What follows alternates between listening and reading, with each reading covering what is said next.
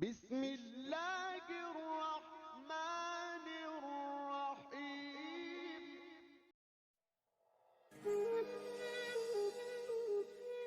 حضرت ابو ذر غفاری مشہور صحابی تھے جو بعد میں بڑے زاہدوں اور بڑے علماء میں سے ہوئے۔ حضرت علی کرم اللہ وجہہ کا ارشاد ہے کہ ابو ذر ایسے علم کو حاصل کیے ہوئے ہیں جس سے لوگ عاجز ہیں، مگر انہوں نے اس کو محفوظ رکھا ہے۔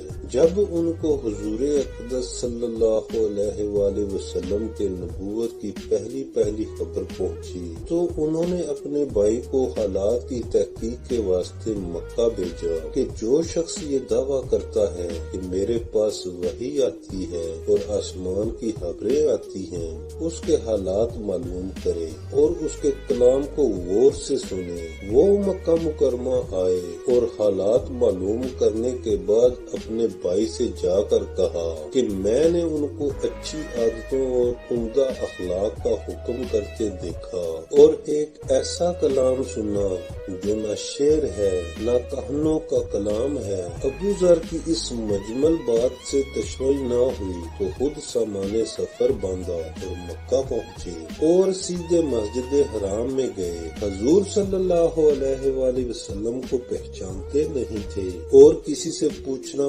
مسلط کے خلاف سمجھا۔ شام تک اسی حالت میں رہے۔ شام کو حضرت علی کرم اللہ وجہہ نے دیکھا کہ ایک پردیسی مسافر ہے۔ مسافروں کی، غریبوں کی، پردیسیوں کی خبر گیری، ان کی ضرورتوں کا پورا کرنا اور ان حضرات کی گٹھی میں پڑا ہوا تھا، اس لیے ان کو اپنے گھر لے آئے، میزبانی فرمائی، لیکن اس کے کچھ پوچھنے کی ضرورت کبھی نہ کی کہ کون ہو، کیوں آئے ہو۔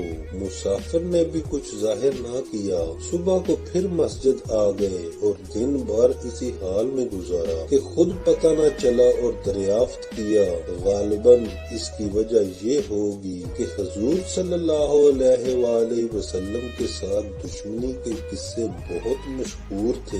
آپ کو اور آپ کے ملنے والوں کو ہر طرح کی تکلیفیں دی جاتی تھی۔ ان کو خیال ہوا ہو کہ صحیح حال معلوم نہیں ہوگا اور بدگمانی کی وجہ سے مفت کی تکلیف علیحدہ رہی۔ دوسرے دن شام کو بھی حضرت علی رضی اللہ تعالیٰ عنہ کو خیال ہوا کہ پردیسی مسافر ہے، بظاہر جس غرض کے لیے آیا ہے وہ پوری نہ ہوئی ہو، اس لیے پھر اپنے گھر لے گئے اور رات کو کھلایا سلایا، مگر پوچھنے کی اس رات کو بھی نوبت نہ آئی۔ تیسری رات کو پھر یہی صورت ہوئی تو حضرت علی رضی اللہ تعالیٰ عنہ نے فرمایا کہ تم کس کام سے آئے ہو، کیا غرض ہے؟ تو حضرت ابو ذر نے پہلے ان کو قسم اور عہد و پیمان دیے اس بات کے کہ وہ صحیح بتائیں، اس کے بعد اپنی غرض بتلائی۔ حضرت علی کرم اللہ وجہہ نے فرمایا کہ وہ بے شک اللہ کے رسول ہیں اور صبح کو میں جب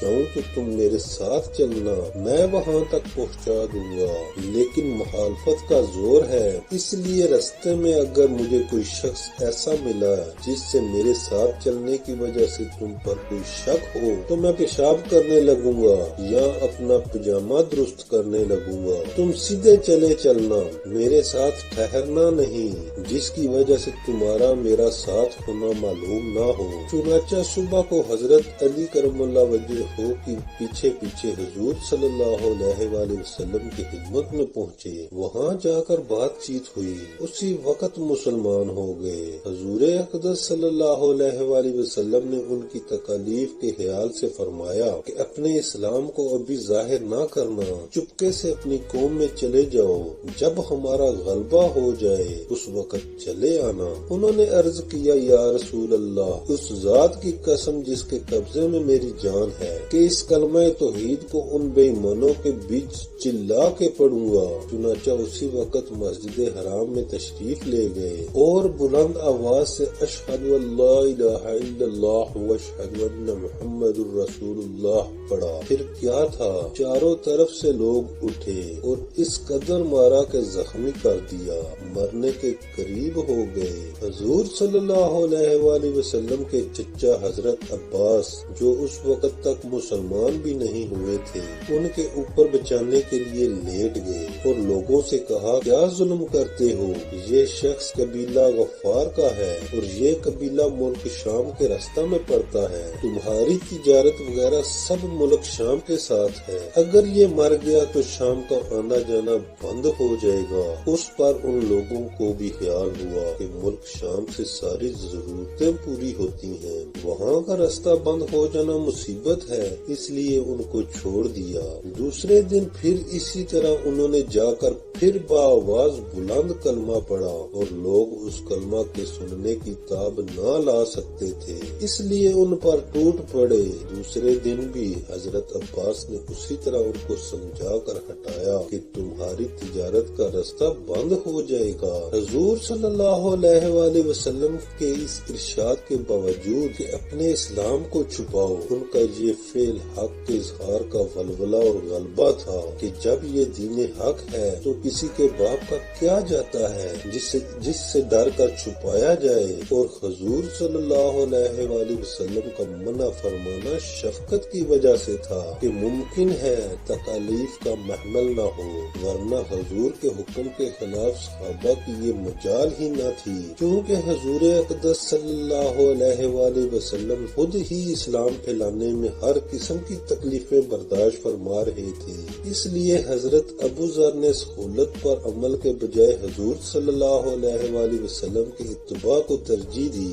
یہی ایک چیز تھی کہ جس کی وجہ سے ہر قسم کی ترقی دینی اور دنیاوی صحابہ کرام رضی اللہ تعالیٰ عنہ اجمعین کے قدم چوم رہی تھی اور ہر میدان ان کے قبضہ میں تھا۔ جو شخص بھی ایک مرتبہ کلمہ شہادت پڑھ کر اسلام کے جھنڈے کے نیچے آتا تھا، بڑی سے بڑی قوت بھی اس کو روک نہ سکتی تھی اور نہ بڑے سے بڑا ظلم اس کو دین کی اطاعت سے ہٹا سکتا تھا۔